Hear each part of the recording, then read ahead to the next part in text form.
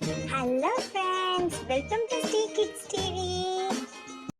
தமிழ் கதைகள். வீடு தேடிய குட்டி ஆமை. ஒரு அடர்ந்த காட்டுக்குள்ள ஒரு குட்டி ஆமை ஒன்று அங்கே இங்கன்னு சுத்திட்டு இருந்துதான். அப்போ அது ஒரு மரத்துல ஒரு குருவி கூட்டுல உட்கார்ந்துருக்கிறத பார்த்துதான். தனக்கும் ஒரு வீடு வேணும்னு ஆசைப்பட்டுச்சான். சரி, தன் நண்பர்கள் கிட்ட கேட்கலான்னு இங்க இருந்து போச்சான். தூரத்துல ஒரு பஞ்சவர்ண கிளி உட்கார்ந்துட்டு இருந்துதான். அந்த கிளி கிட்ட போய் கேட்கலான்னு சொல்லிட்டு அந்த ஆமைக்குட்டி அங்கிருந்து போச்சான். கிட்ட போய், கிளியே கிளியே, உன் கூட்டுல எனக்கு இடம் தரையா அப்படின்னு கேட்டுச்சான். அதுக்கு அந்த கிளி, நானே மரப்பொந்துல இருக்கேன், என்னோட பொந்து ரொம்ப சின்னது, அங்க உன்னால இருக்க முடியாது, நீ வேற யார் கேட்டுனா கேட்டுப்பாரு அப்படின்னு சொல்லிடுச்சான்.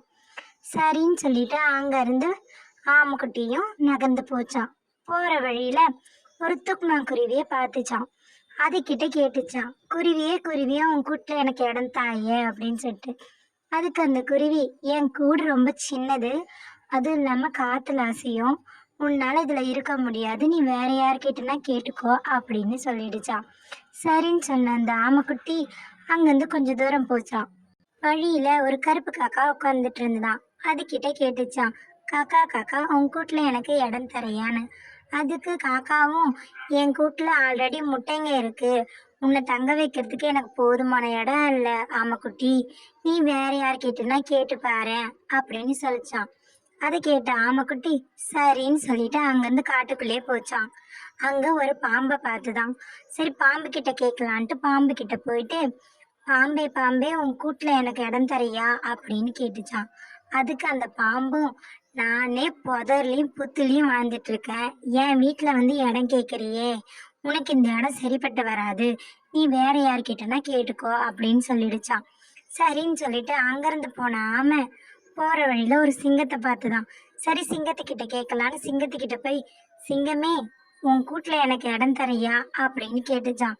நானே குகையில வாழ்றவன், என் கூட நீ இருக்கிறது சரிப்பட்டு வராது, நீ வேற யார்கிட்டனா கேட்டுக்கோ ஆமைக்குட்டி அப்படின்னு சொல்லிச்சான். அதை கேட்ட ஆமைக்குட்டி சோகமா அங்கிருந்து கிளம்பிடுச்சான். சோகமா ஆன ஆமைக்குட்டி அங்கிருந்து ஒரு ஆத்தங்கரைக்கு போச்சான். அங்க போய் உட்கார்ந்துட்டு சோகமா இருந்துதான். அதை பார்த்த ஒரு பெரிய வயசான ஆமை ஆத்துக்குள்ள இருந்து வெளியில வந்துதான். அந்த வயதான ஆமை குட்டி ஆமை கிட்ட கேட்டுச்சான், உனக்கு என்ன பிரச்சனை, ஏன் சோகமா இருக்க அப்படின்னு. அதுக்கு குட்டி ஆமை நடந்ததெல்லாம் சொல்லிச்சான். அதை கேட்ட ஆமை சிரிச்சிடுச்சான். உன்கிட்டேயும் தானே வீடு இருக்கு அப்படின்னு சொல்லிச்சான் பெரிய ஆமை. அதை கேட்ட குட்டி ஆமை யோசிச்சு திகச்சு நின்னுச்சான். அதை கேட்ட பெரிய ஆமை, அதுதான் உன் வீடு இருக்கே, நீ உன் வீட்டுக்குள்ள தானே தூங்குற, அப்ப அதுதானே உன் வீடு அப்படின்னுச்சான். அப்பதான் குட்டி ஆமைக்கு புரிஞ்சுதான். அதுக்கப்புறம் குட்டி ஆமை ரொம்ப சந்தோஷமா, அப்ப இதுதான் என் வீடு, இதுதான் என் வீடுன்னு கத்திக்கிட்டே காட்டுல இருந்து சந்தோஷமா போச்சான். Thanks for watching our channel. Like, share and subscribe us.